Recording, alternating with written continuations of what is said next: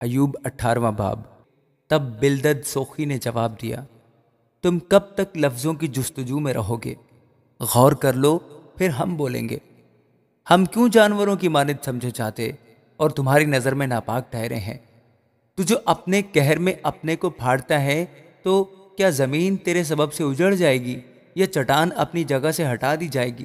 بلکہ شریر کا چراغ گل کر دیا جائے گا اور اس کی آگ کا شعلہ بے نور ہو جائے گا۔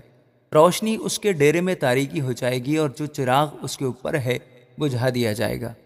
اس کی قوت کے قدم چھوٹے کیے جائیں گے اور اسی کی مصلحت اسے نیچے گرائے گی، کیونکہ وہ اپنے ہی پاؤں سے جال میں پھنستا ہے اور پھندوں پر چلتا ہے۔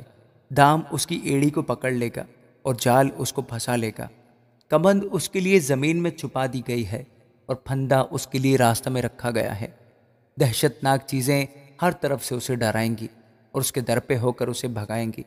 اس کا زور بھوک کا مارا ہے اور آفت اس کے شامل حال رہے گی۔ وہ اس کے جسم کے اعضا کو کھا جائے گی، بلکہ موت کا پہلوٹا اس کے اعضا کو چٹ کر جائے گا۔ وہ اپنے ڈیرے سے جس پر اس کا بھروسہ ہے اکھاڑ دیا جائے گا اور دہشت کے بادشاہ کے پاس پہنچایا جائے گا۔ وہ جو اس کا نہیں اس کے ڈیرے میں بسے گا۔ اس کے مکان پر گندک چترائی جائے گی، نیچے اس کی جڑیں سکھائی جائیں گی اور اوپر اس کی ڈالی کاٹی جائے گی۔ اس کی یادگار زمین پر سے مٹ جائے گی اور کوچوں میں اس کا نام نہ ہوگا۔ وہ روشنی سے اندھیرے میں ہنکا دیا جائے گا اور دنیا سے کھدیڑ دیا جائے گا۔ اس کے لوگوں میں اس کا نہ کوئی بیٹا ہوگا نہ پوتا، اور جہاں وہ ٹکا ہوا تھا وہاں کوئی اس کا باقی نہ رہے گا۔ وہ جو پیچھے آنے والے ہیں اس کے دن پر حیران ہوں گے، جیسے وہ جو پہلے ہوئے ڈر گئے تھے۔